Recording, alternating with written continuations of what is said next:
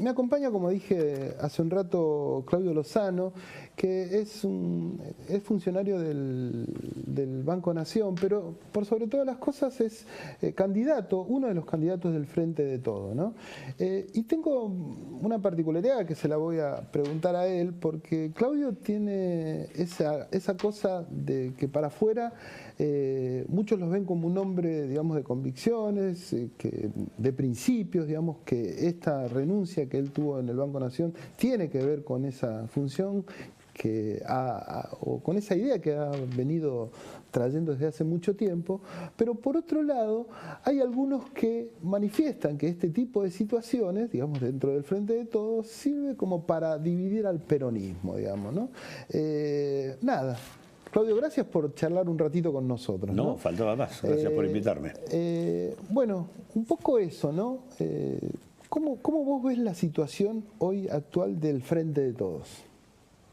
Bueno, es una situación difícil porque la gestión de gobierno se ha apartado sustancialmente de lo que han sido los objetivos iniciales, las expectativas que buena parte de la población que nos votó puso en nuestra propuesta original del 2019.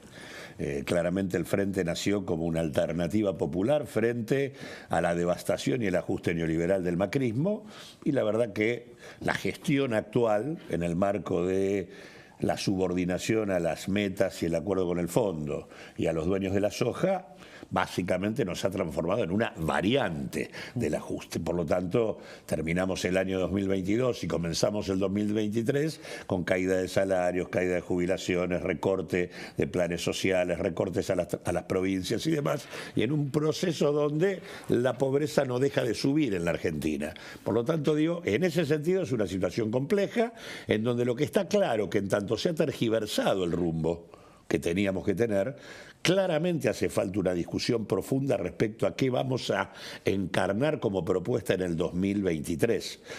Claramente, por lo menos nosotros, y esa es la razón por la cual nosotros hemos planteado una precandidatura presidencial, es abrir un debate, porque lo que hay que hacer no tiene nada que ver con lo que se está haciendo.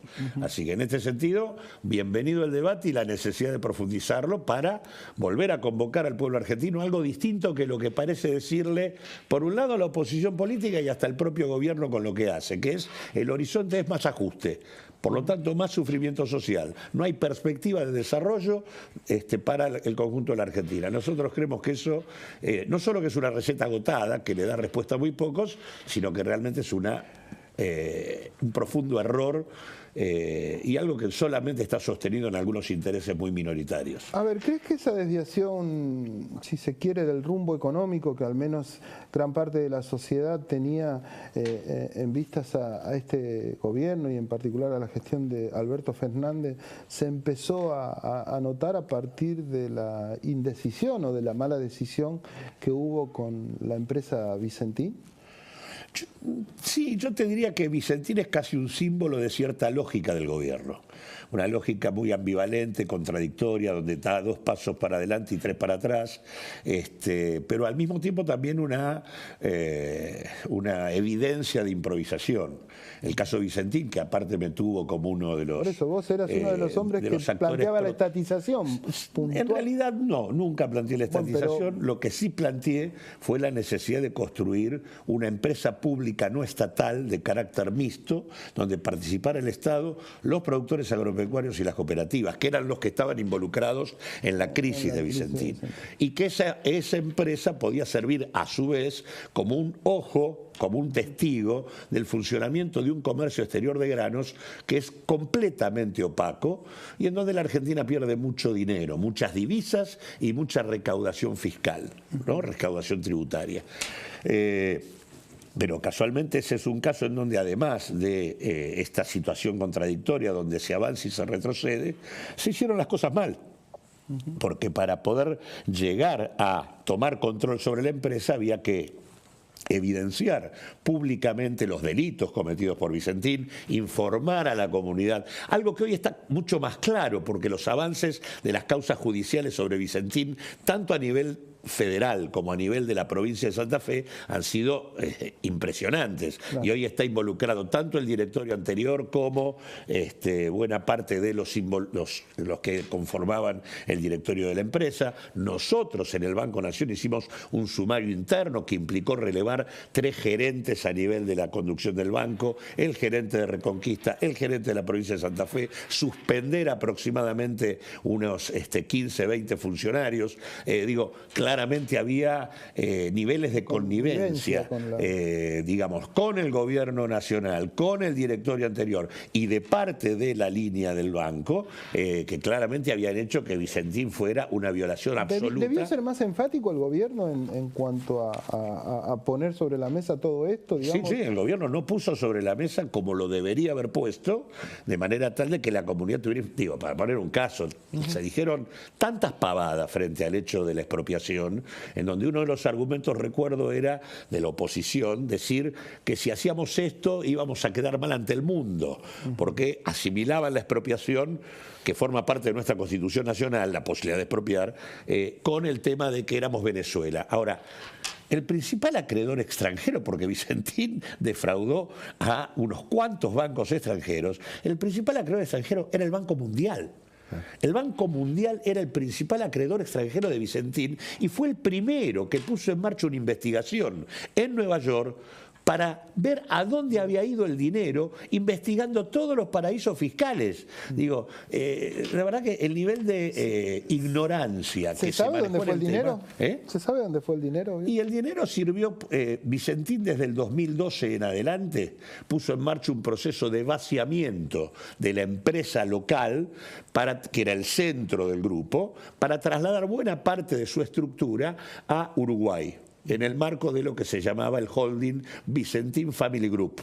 Y en realidad lo que conformó fue una empresa Vicentín local que era una cáscara donde lo único que había era deuda. Por eso incluso había que haber expropiado todo el grupo, no solamente la empresa aquí. Bueno, errores impresionantes de un gobierno improvisado. Te llevo más a la actualidad, si se quiere, digamos. Hoy, la vicepresidenta dio a conocer un informe en donde, digamos, muestra de la Auditoría General de la Nación, donde muestra las irregularidades que tuvo que ver con la toma de la deuda con el Fondo Monetario Internacional. ¿Qué opinas de eso vos? Bueno, en realidad no es que opino. Lo que está diciendo la auditoría, yo lo denuncié en el 2018. Hice una presentación judicial en el 2018 y en el 2019. El fiscal Dilelo, en ese momento, imputó al en ese momento presidente Mauricio Macri y le pidió al juez Ercolini que pusiera en marcha un conjunto de investigaciones para demostrar esa situación. Ahora, todos esos argumentos que en aquel momento propuse y que sigo teniendo hoy, una presentación judicial en el juzgado del doctor Martín Cormick, planteando el tema de la absoluta nulidad que tiene el endeudamiento desde el punto de vista de la jurisprudencia de la Argentina. Se violaron todas las normas procedimentales, tanto administrativas, jurídicas y constitucionales. No tenían facultades para tomar ese crédito del modo en que lo hicieron y a la vez el propio fondo en el crédito violó una y otra vez el estatuto que regula la relación entre los estados socios del fondo y el propio Fondo Monetario. Argentina no hizo uso de ninguna de las cosas que podría haber hecho uso para tener una negociación mucho más razonable. Claro. Te diría más, hoy hay un informe del Banco Central que demuestra la malversación, un informe de la Oficina Anticorrupción que demuestra la inconstitucionalidad, la ilegalidad y la asociación ilícita, un informe de la Sindicatura General de la Nación, nada de eso un informe de la Procuración, un informe de la Procuración del Tesoro y ahora de la Auditoría. Todos organismos públicos que dicen que esto es nulo y acá el Poder Ejecutivo no hizo nada.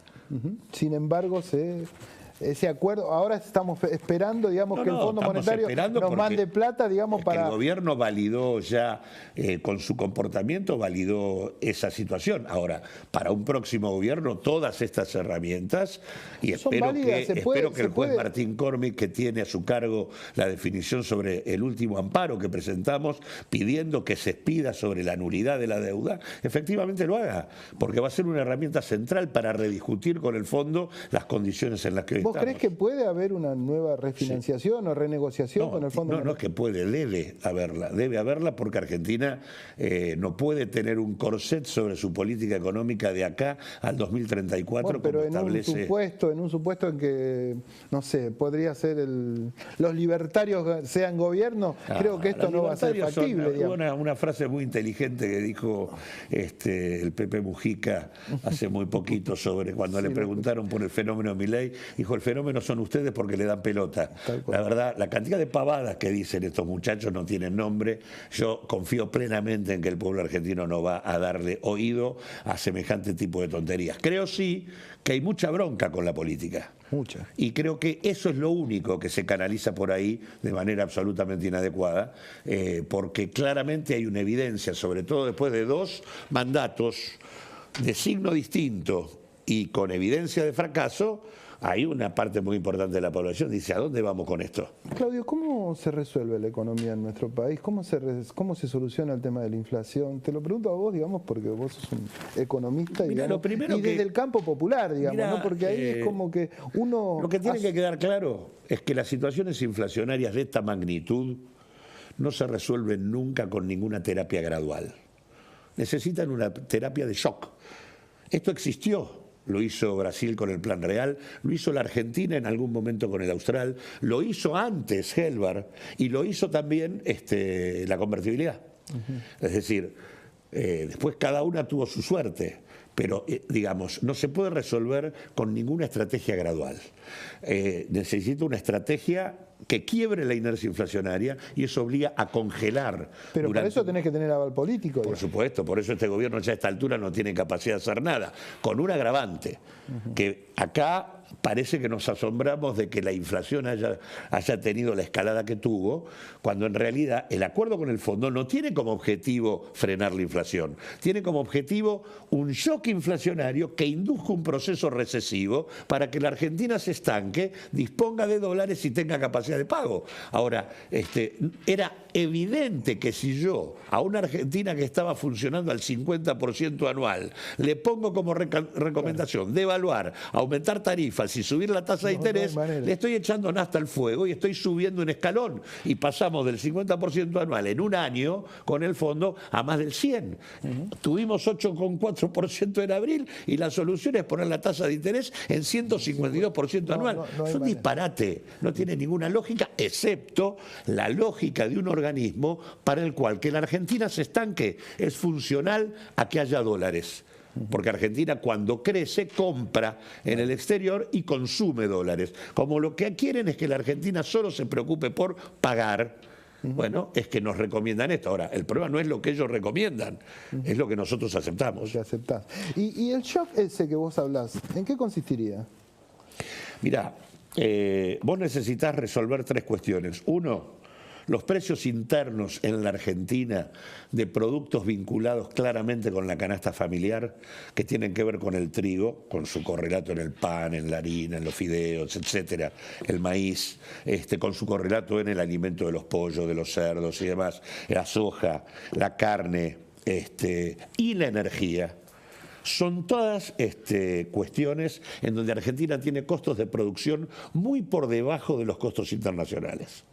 Por lo tanto, no se puede permitir que esos precios sean arrastrados por el precio internacional. Hay que establecer instrumentos de política que diferencien precios internacionales de internos, garantizando el abastecimiento en el mercado doméstico y, en todo caso, lo que se exporta tenga la renta que corresponde.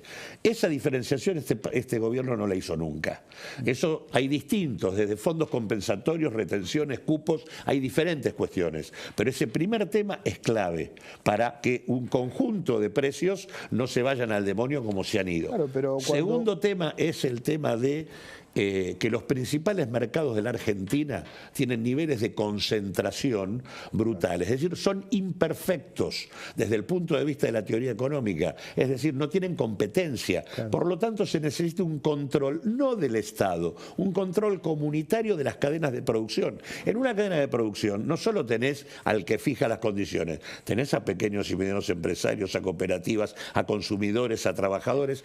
Ahí tiene que haber una mesa compartida por cadena de producción, donde los ojos sobre lo que está ocurriendo los pongan todos. Eso permite que el Estado regule utilizando la fuerza de la ley de abastecimiento, de la ley de defensa de la competencia y demás, cosa que tampoco se ha hecho. Se cree que conversando con los que dominan cada cadena vamos a resolver el problema. Los que dominan cada cadena hacen su juego y se ríen de los acuerdos que le plantea el gobierno. Entonces, diferenciar internos de internacionales, control comunitario sobre las cadenas de producción. Y el otro, hay que congelar por un año el sistema de precios.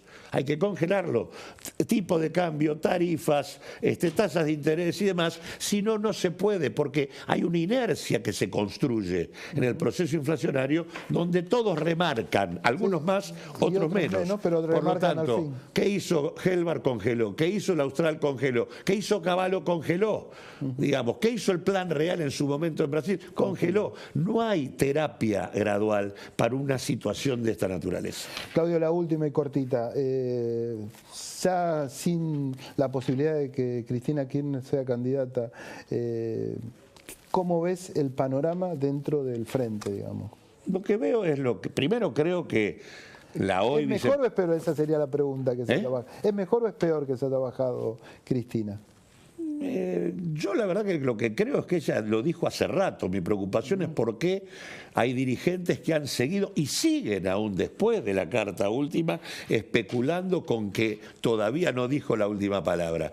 Y me parece que estamos perdiendo tiempo porque lo que ella está diciendo es mucho más importante que simplemente el hecho de no ser candidata. Ella está diciendo que hay un conjunto de factores de poder que están vaciando de contenido popular y democrático a las instituciones de la Argentina y que se necesita un nivel de unidad política y de consenso sobre una propuesta para poder llevar adelante transformaciones que nos devuelvan el país que nos merecemos. Estamos perdiendo tiempo para hacer eso, que es lo que hay que hacer para garantizar un futuro distinto. Claudio, te agradezco mucho tu presencia acá en Aciertos Cerrados. Claudio Lozano, candidato a presidente, precandidato a presidente por el Frente de Todos, calculo, digamos, porque esto se va a definir o si es de otra manera en los próximos días. Nosotros vamos a una pausa y ya entramos en la parte final de este programa.